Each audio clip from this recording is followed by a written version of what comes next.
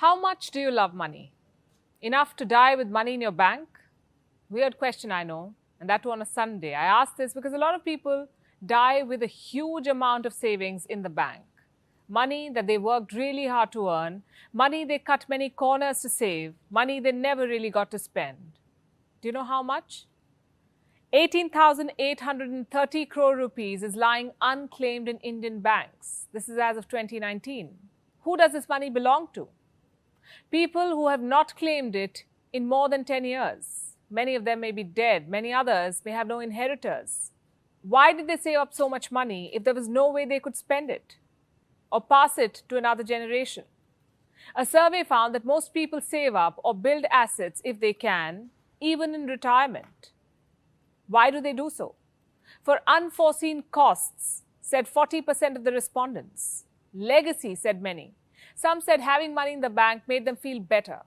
A handful of them said they were scared they may run out of money if they started spending. 20% said they do not want to spend money even in retirement because money once spent cannot be recovered. Here's an unpopular question. Why earn money if you cannot spend it? What if someone told you that you can save enough money without being needlessly frugal? Hello and welcome to Gravitas Plus. I'm Palki Sharma Upadhyay, and this is India, a country where at least 75% of the population is literate, but only 24% of the adult population is financially literate, meaning only 24% of Indian adults understand the fundamentals of saving, investment, debt, and budgeting. 50% of Indians save 0 to 20% of their earnings/salary. Then there are Indians who contribute to the 18,000 crore plus rupees lying unclaimed in banks by saving too much and dying with money in the bank. We are either overspending or oversaving. We don't know how to handle our money better. The answer to that lies in our school classrooms. In class 8, we are taught how to calculate cost price and selling price. We are taught how to find answers to questions like this one. We are taught how to calculate simple interest by multiplying P with R and T and dividing the sum by 100. And this sums up our financial literacy. We know theories, but not the application. We are taught calculation, but not how to make decisions in money matters. We take money-related calls every day. How many times a day do we calculate the area of a triangle or the value of X? No puns intended. Today in Maharashtra, only 17% of the population is financially literate, 32% in Delhi, 21% in West Bengal. Then you have Chhattisgarh, Arunachal Pradesh, Assam, Bihar, Haryana, Gujarat, Jharkhand, Karnataka, Sikkim, and Nagaland, and 13% in Punjab. Overall, the financial literacy rate of India is 24%. China's financial literacy rate is just as bad, 28%. Russia, 38%, Brazil 35%, South Africa 42%. BRICS is a mess when it comes to financial literacy. Developed countries aren't much better off. 38% of US households have credit card debt. 33% of American adults have saved $0 for retirement. The lack of financial literacy is a global problem. Most of us end up turning to our friends and family for matters of personal finance. Many of us do not even know anyone who knows finance. What should we do? Fix the basics. The answer again lies in our school classrooms. It's there that we should start talking finances. We must include financial literacy in school curriculum. It will help people understand economics, understand loans, interest, investment, budgeting. Today, many students take high-interest loans for college, spend much of their salary repaying debt. They fail to save, take credit cards to meet their expenses, and get trapped in a cycle of borrowing and paying off.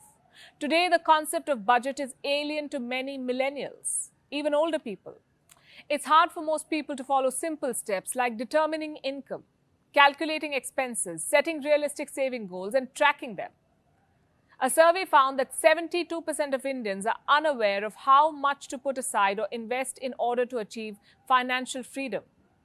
76% said that there's a need for more education in the financial planning space.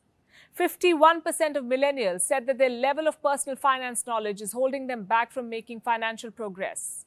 Financial literacy helps you make that progress. It helps you maintain a healthy credit score. In many countries, it is hard to even get a rental apartment if you do not have a good credit score. Recruiters, too, take credit scores into account. Financial literacy can also improve a person's standard of living. Estimates say that you need at least $1 million to retire. This is if you want to live 30 years without working. Financial literacy can help you make smart investments without having to be frugal. You see, the key to a good life is not saving aimlessly. It is smart investments. If you're worried about future medical expenses, take life-term insurance that include medical covers. And frankly, I'm not an expert on finances, but I can share what some experts have told me. They say, start investing early, diversify your portfolio, divide your goals into short-term and long-term. A vacation or a new fridge could be a short-term goal. Retirement and a house in the hills is a long-term goal. Your child's college and bequest, again, your long-term goal. This is just the tip of financial literacy. It's a subject that we must all deep dive into. And now is the time to start. We've all heard stories about COVID victims who have passed away, leaving behind a pile of debt for their families.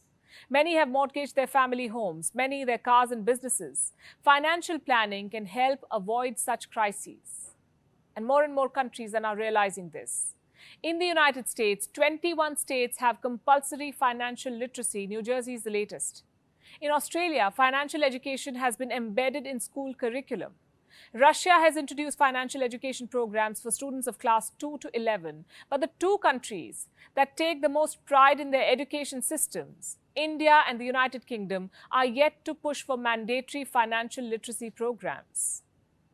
What should you do if you're watching us from a country that does not offer financial literacy in school? Go online.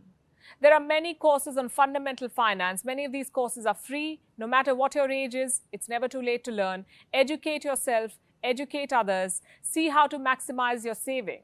Secure your tomorrow without compromising on your dreams today.